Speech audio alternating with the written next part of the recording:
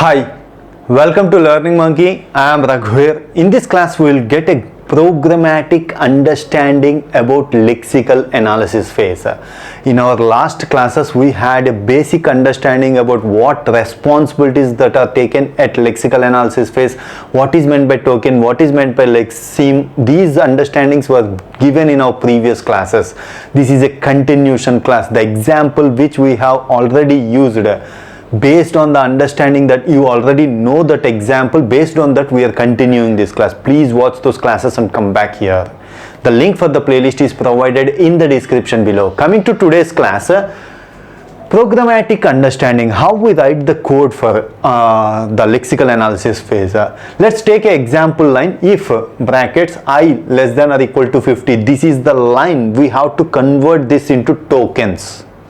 How we do that? Take this line into a memory location and place like this: if open brackets, and there is space also there. If there is space, there will we will maintain the space also. We are not giving space here.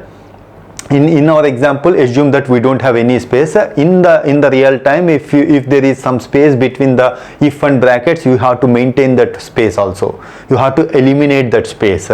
If brackets I less than equal to 50, like that, you maintain this in the memory location, and we start from here and we keeps on checking. Assume that we are going to we have started at a less than symbol.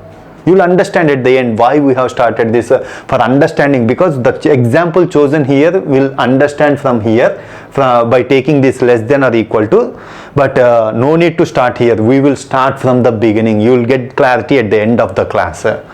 Assume that we have started here, means the first time we will read the less than character. Whenever you read the less than character, we are moving to the state 1.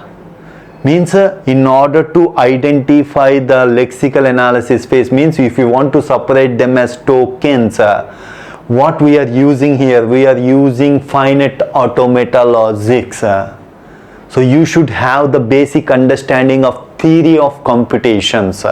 There we have discussed about finite automata, DFA, NFA. You should have that understanding. If you don't know what's DFA, NFA means, please watch our theory of computation, formal languages and automata theory playlist, and come back here. And in our automata theory, we clearly discussed about how to write the programming for a given finite automata. This programming can be written easily using simple if-else statements. See here, in the input symbol, if you see the input symbol less than, we are moving to state 1. And we are moving to one step right side. We will take the next input symbol. If the next input symbol is equal to, we are going to final state. Means here in the final state, we are writing it as a return relational operator. What relational operator we have found? Less than or equal to. We started from here and up to here, we have read up to here and moved to equal to symbol. Before that, what we have found? We started from here and we end up here. Before that, what we end up at the last state. Here we are returning. What we are returning? I less than equal to is returning. Means it is grouping it as a token. We are returning a token. That is how we write the program. We will write the program. Writing this is very simple. If you find less than, go to if statement. There, if you find equal to, yes, return this. Otherwise, if you find greater than, return this. If you find other symbol, else part, like that if else statements, we can write the program. So finite automata, we are using the concept of finite automata in our lexical analysis phase. See here, we have to understand some important points. In our last class, we discussed about the look ahead symbol, how we write that logic. See here, after finding the less than symbol, you may find equal to symbol. If you find greater than symbol, means at this equal to part, if you are having greater than symbol, less than, greater than, you are ending up at this final state, third final state. What you are going to return? Return relational operator not equal to, less than, greater than symbol. It is not equal to symbol. If your language take it as not equal to, then we are considering it. Means this part is over. We again see, and one more important point you have to understand, after finding less than equal to, we are at this position. Means we already read this input characters, we are at this position. Means we are at this position to read the 5 next time. Okay, previous one is considered as a relational operator less than. Now again come from the beginning. 5 will be considered here as input. After over this, again come to the starting. After over this, again come to the starting. So we are separating the characters. Like that we are keeps on going, keeps on separating. That is how we move. We start from here. If you find I, after that if, take it as a keyword. Separate it. Again start from here, 0th position, means from the initial state. Take the input, open bracket. If you find open bracket, you move somewhere. Here we have not written all the conditions. Like this you have to write this finite automata for all the conditions that are present in our language. It is not possible to write all the conditions here. It will take, it's very big program. We have made it a separate logic for each and everything. If you want to identify, see here, less than or equal to, and one more condition you have to understand here, whenever less than equal to, you will take it as less than equal to relational operator. Less than, greater than, take it as a relational operator not equal to. After less than, if you find other symbol, what happens here? Here it is given as star operator. Star means, the meaning of this star means you have to return relational operator less than, because we have found only less than. After that we have seen some other symbol.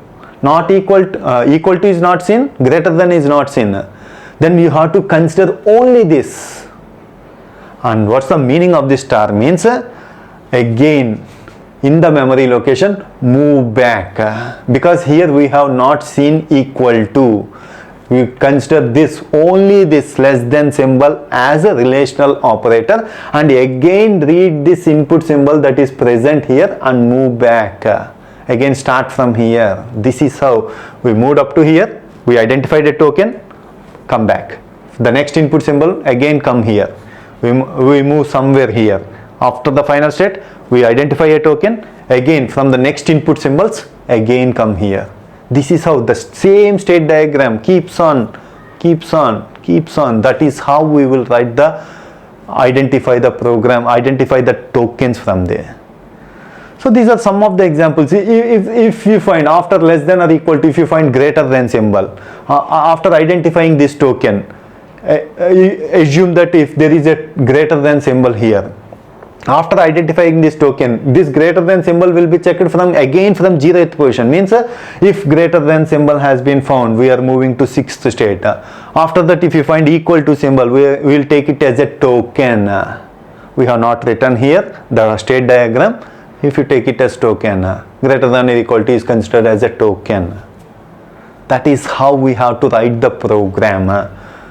And coming to the next one, identifying keywords and identifiers. In the same finite automata diagram, we have to extend the next state. We are taking it as a 9th state, and we are identifying keywords and identifiers also. So whatever logic you have to, whatever tokens you have to identify, everything will be written in the same finite automata, but we have separated it in order to not to get confused with the same diagram. We have separated it. This is a continuation from 0 to we came to 9th state. So how we identify keywords and identifiers? There are two ways to identify keywords and identifiers. The first way is, see, identifiers are keywords. It starts from characters, whatever character A to Z, A, B, C, all the characters. If you find any character, or identifiers are keywords are taken as underscore symbol can be taken, dollar symbol can be taken. If you find any of these symbols, move one state. After finding one character, you can identify any number of characters in the identifiers. You can write identifier as some hello is an identifier. Int is a keyword. Any number. That's why after identifying single character, You can take A to Z or digit or underscore or dollar. Digit means 0 to 1. Any symbol you identify, stay on this state, stay on this state. After that, other than these symbols, any other symbol you identified, you may identify space, you may identify some other symbol not belonging to this, then we will move to 11th state. Whatever we identified, star means one step back, take one step back, because the symbol which we identified here is considered as the next, is considered in the next token. Up to here, whatever you identified. Let's take an example. In T, if you take it as, whenever you find I, we will go here.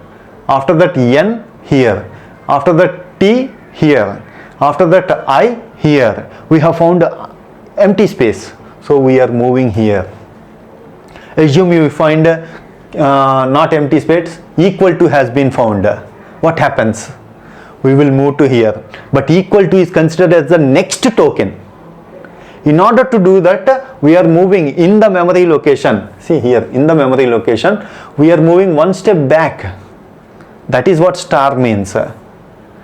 Okay, and int is considered as a keyword or identifier. We don't know. We have identified some part, so for that we are maintaining a separate table for keywords. We will maintain list of keywords that are present in our language. Int, float, double, if, else.